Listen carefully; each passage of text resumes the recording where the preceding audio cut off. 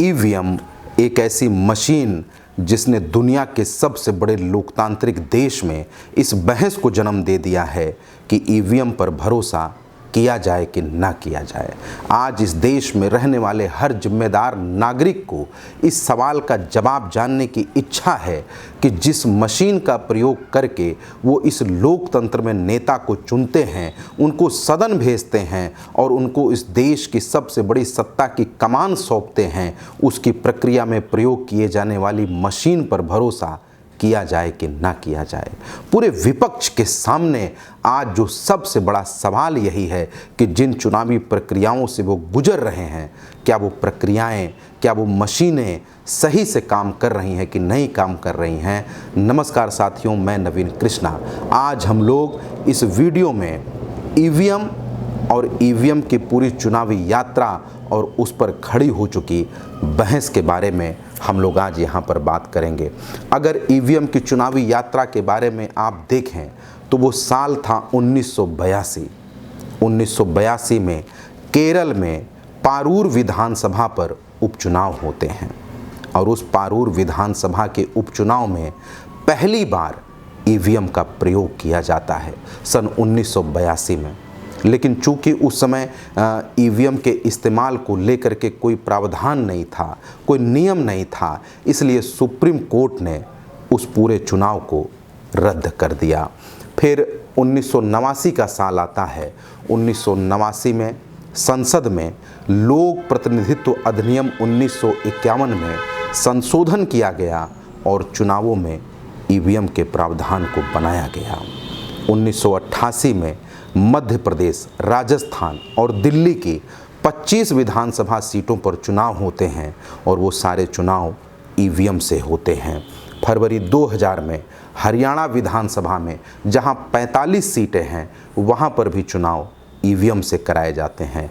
मई 2001 में तमिलनाडु, पश्चिम बंगाल, केरल और पुडुचेरी में भी विधानसभा चुनाव होते हैं, जहां सभी सीटों पर ईवीएम का इस्तेमाल किया जाता है और उसके बाद से करीब करीब हर विधानसभा चुनावों में ईवीएम का इस्तेमाल होता आ रहा है। 2004 के आम चुनावों में, देश में जो आम चुनाव हुए 2004 में, उसमें सभी 543 संसदीय सीटों पर 10 लाख से ज़्यादा ईवीएम का इस्तेमाल किया गया। ये तो है ईवीएम की वो चुनावी राजनीतिक यात्रा कि ये कब से शुरू हुई, कहाँ से आई। लेकिन आज हम लोग बात करते हैं कि ईवीएम पर जो महाभारत मची हुई है, जो एक शंका हमारे आपके मन में बैठी हुई है कि क्या ये ईवीएम सही है कि नहीं है, बात इस पर करनी है। मैं आपको याद दिलाना चाहता हूँ 2009 का आम चुनाव। 2009 में जब देश में आम चुनाव होते हैं तो भारतीय जनता पार्टी वो चुनाव हार जाती है। वो चुनाव भी ईवीएम से हुए थे। 2009 में जब भारतीय जनता पार्टी चुनाव हार जाती है तो उस समय भारतीय जनता पार्टी ने ईवीएम का बहुत ज़बरदस्त विरोध किया था और इसी भारतीय जनता पार्टी के सबसे कद्दावर नेता कहे जाते थे उस दौर में लाल कृष्ण आडवाणी, जिन्होंने ईवीएम के विरोध में सबसे ज़्यादा मुखर हुए थे। और लाल कृष्ण आडवाणी ने ईवीएम के विरोध में देश के तमाम संगठनों को एक कर दिया था और सबको एक मंच पर ला करके खड़ा कर दिया था। ये वही लाल कृष्ण आडवाणी थे जो आज ईवीएम के समर्थन में पूरी भारतीय जनता पार्टी नहीं बोलती है, ईवीएम को अच्छा बताती है। वही भारतीय जनता पार्टी से कोई जा करके पूछे कि उस दौर में उन्होंने विरोध क्यों किया था, शायद इसका जवाब आज भाजपा के पास नहीं होगा। और यही नहीं, भारतीय जनता पार्टी में आज के डेट में, मैं जब आज ये वीडियो आपके सामने बना रहा हूँ, आज के दौर में भारतीय जनता पार्टी में राज्यसभा के सांसद हैं और भाजपा के प्रवक्ता हैं, नाम है जीवीएल नरसिम्हा राव। और उन्होंने उस दौर में ईवीएम के विरोध में, ईवीएम में धांधली को लेकर के, ईवीएम के जो रिज़ल्ट आते हैं उसमें जो खराबी होती है उसको लेकर के उन्होंने एक किताब लिख दी थी और उस किताब का नाम था democracy at risk, can we trust और इलेक्ट्रॉनिक वोटिंग मशीन। लोकतंत्र खतरे में है, प्रजातंत्र खतरे में है। क्या हम इलेक्ट्रॉनिक वोटिंग मशीन पर भरोसा कर सकते हैं? इस नाम की किताब जीवीएल नरसिम्हा राव ने साल 2010 में लिखी। भाजपा के प्रवक्ता हैं और वर्तमान समय में राज्यसभा के सांसद भी हैं। और आपको जान करके हैरानी होगी कि इस किताब की प्रस्तावना किसी और ने नहीं लिखी थी। इस किताब की प्रस्तावना भारतीय जनता पार्टी के पीएम इन वेटिंग रहे लाल कृष्ण आडवाणी ने लिखी थी। और यही नहीं, आंध्र प्रदेश के मुख्यमंत्री रहे चंद्रबाबू नायडू ने भी इस किताब में अपने लेख लिखे थे। अब अगर आप इस किताब की बात करेंगे तो इस किताब में बहुत सारे तथ्य दिए गए हैं जो पता नहीं क्यों आज वो लोग नहीं पढ़ना चाहते हैं। उन्हें पढ़ना चाहिए। जब आप उस किताब को पढ़ेंगे तो आप पाएंगे कि स्टैनफोर्ड यूनिवर्सिटी के एक प्रोफेसर हैं, professor David Dill. Professor David Dill बहुत बड़े वोटिंग एक्सपर्ट माने जाते हैं। देश में चुनाव कैसे हों, चुनावी प्रक्रियाएं कैसी हों, कैसे पारदर्शी तरीके से सारी चीज़ें हों, इसके बहुत बड़े एक्सपर्ट माने जाते हैं डेविड डिल। उन्होंने साफ साफ उस किताब में लिखा है कि ईवीएम पर भरोसा नहीं किया जा सकता है और इसका इस्तेमाल सुरक्षित भी नहीं है। और जब आप इस किताब को पढ़ते जाएंगे तो इस किताब में भाजपा के प्रवक्ता और वर्तमान में राज्यसभा के सांसद जीवीएल नरसिम्हा राव लिखते हैं कि मशीन चाहे जो भी हो उसमें छेड़खानी हो सकती है, उसे हैक किया जा सकता है और ईवीएम इससे परे नहीं है। ये जीवीएल नरसिम्हा राव ने अपनी किताब में लिखा है कि कोई भी मशीन इस धरती पर हो उसमें छेड़खानी की जा सकती है और चूंकि ईवीएम भी एक मशीन है तो इसमें भी छेड़खानी हो सकती है। और वो आगे लिखते हैं कि कई बार ऐसा हुआ कि एक उम्मीदवार को दिया गया मत दूसरे उम्मीदवार को मिल गया और कई बार ऐसा भी हुआ है कि किसी उम्मीदवार को इतने ज़्यादा वोट मिल गए हैं कि उस बूथ पर उतने वोट पड़े ही नहीं, थे ही नहीं। ये हम नहीं कह रहे हैं, ये प्रोफेसर जीवीएल नरसिम्हा राव भाजपा के प्रवक्ता और वर्तमान राज्यसभा के सांसद ने अपनी किताब में लिखा है। उस किताब को आप सबको पढ़ना चाहिए। जैसे अभी हम लोग कई बार वीडियो में देखते हैं कि किसी फला पार्टी का बटन दबाया गया और वोट कहीं और जा कर के पड़ा।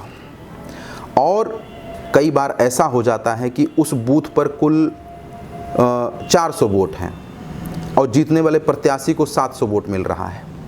ऐसा भी उदाहरण जीवीएल नरसिम्हा राव की किताब में है। और इस किताब का जो चौथा अध्याय है, यदि आप उसको पढ़ेंगे, ऐसे तमाम उदाहरण, धांधली के तमाम उदाहरण उस किताब में आपको देखने को मिल जाएंगे। और इसी किताब के हवाले से 2010 की एक घटना का जिक्र किया गया। 2010 में हैदराबाद के एक टेक एक्सपर्ट हैं, टेक्नोलॉजी के बहुत जाने माने एक्सपर्ट हैं, हरिप्रसाद साहब ने क्या किया कि इन्होंने मिशिगन यूनिवर्सिटी के 2 रिसर्च स्कॉलरों के साथ मिल करके ईवीएम को हैक करने का दावा किया, हरिप्रसाद जी ने। और इस पूरे प्रोजेक्ट में जो शामिल थे प्रोफेसर JLX, एक बहुत विद्वान आदमी हैं, इस पूरे प्रोजेक्ट में शामिल थे। और उन्होंने लिखा कि वो मोबाइल फ़ोन से मैसेज भेज करके ईवीएम के नतीजों को बदल सकते हैं। और इस पूरी बड़ी घटना का जिक्र जीवीएल नरसिम्हा राव ने, भाजपा के प्रवक्ता हैं, उन्होंने अपनी किताब में जो 2010 में लिखी गई थी उसमें किया है। अब आप इन सारी चीज़ों को समझने के बाद ये समझ गए होंगे कि ईवीएम सही है कि नहीं है और इसके रिजल्ट में धांधली होती है कि नहीं होती है। और अगर ईवीएम सही होती या इस पर लोगों को भरोसा होता तो आज देश की तमाम अदालतों में आप जा कर के देखिए, बहुत सारी याचिकाएं डाली गई हैं। बहुत सारी याचिकाएं डाली गई हैं कि ईवीएम पर लोगों को भरोसा नहीं है। मैं आपको कुछ रिकॉर्ड बताता हूं। 2001 में मद्रास हाई कोर्ट में याचिका डाली गई ईवीएम के विरोध में, या धांधली हुई, कुछ भी हुआ, ईवीएम के विरोध में याचिका डाली गई 2001 में मद्रास हाई कोर्ट में, 2002 में केरल हाई कोर्ट में, 2004 में दिल्ली हाई कोर्ट में, 2004 में कर्नाटक हाई कोर्ट में, 2004 में ही बॉम्बे हाई कोर्ट में, 2017 में उत्तराखंड हाई कोर्ट में और 2017 में सुप्रीम कोर्ट में याचिकाएं डाली गई हैं। ये प्रामाणिक तथ्य है। ये सब आपको अगर आप देखेंगे तो ये सब आपको मिलेगा कि ये सारी याचिकाएं आज देश के तमाम न्यायालयों में, यहाँ तक कि सुप्रीम कोर्ट में भी चल रही हैं। मैं ये नहीं समझ पाता हूँ कि दुनिया का टेक्नोलॉजी में सबसे एक्सपर्ट देश है जर्मनी। जर्मनी भी अपने देश में ईवीएम का इस्तेमाल नहीं करता है। ऐसे बहुत सारे देश हैं जो टेक्नोलॉजी में हमसे बहुत आगे हैं, लेकिन उन्होंने ईवीएम के इस्तेमाल को बंद कर दिया है। और यही नहीं, अभी आप लोगों ने देखा होगा एक्स के मालिक हैं एलन मस्क। एलन मस्क ने एक ट्वीट किया जो बहुत वायरल हुआ।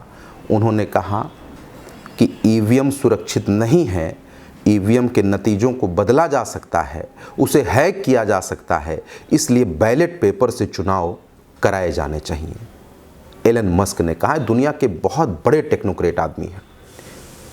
इन सारी चीज़ों को देख करके क्या एक शंका तो पैदा होती ही है कि ईवीएम सही है कि नहीं है। और इन सारी शंकाओं को बल मिला अभी जो हाल फिलहाल में महाराष्ट्र विधानसभा का चुनाव हुआ। आपको जान करके हैरानी होगी कि महाराष्ट्र के सोलापुर का एक गांव है मार्केटवाड़ी। मार्केटवाड़ी में मतदान हुआ, रिजल्ट आए, लेकिन पूरे मार्केटवाड़ी गांव ने उस पूरे रिजल्ट का बहिष्कार कर दिया।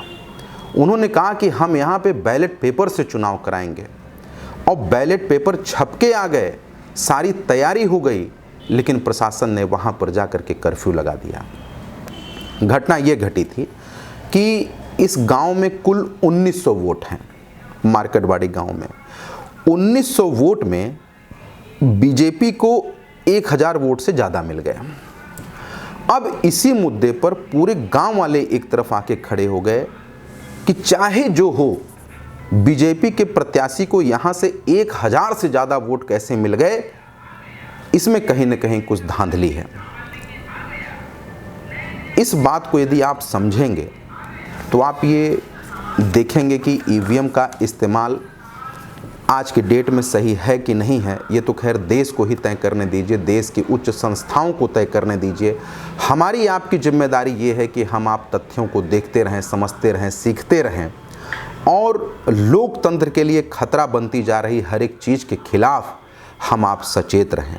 अभी कांग्रेस के अध्यक्ष ने ये कहा है कि वो पूरे देश में, जैसे राहुल गांधी ने एक यात्रा निकाली थी, पैदल यात्रा निकाली थी, उसी तरीके से वो पूरे देश में विपक्ष को एक करके ईवीएम के खिलाफ में अभियान चलाएंगे और वो बैलेट पेपर से फिर से चुनाव कराने की मांग करेंगे। अब देखने वाली बात ये है क्या विपक्ष एक होता है। और जहाँ तक मेरी समझ ये कहती है कि अगर किसी भी चीज़ में आपको संदेह है, शंका है, आपको भरोसा नहीं है, तो उसे आपको छोड़ देना चाहिए। अगर ये ईवीएम इतनी ही सही होती तो बहुत बड़े बड़े देश हैं जो टेक्नोलॉजी में हमसे आपसे बहुत आगे हैं, वहाँ ईवीएम का इस्तेमाल होता, लेकिन कोई नहीं करता है। ये केवल हिंदुस्तान में हो रहा है। और मार्केटवाड़ी गांव की घटना छोटी घटना नहीं है। मुझे तो ऐसा लगता है कि ये एक चिंगारी है जो भड़क उठी है। आने वाले समय में ये कितनी बड़ी आग बनेगी, ये देखने वाली बात होगी। बहुत बहुत शुक्रिया।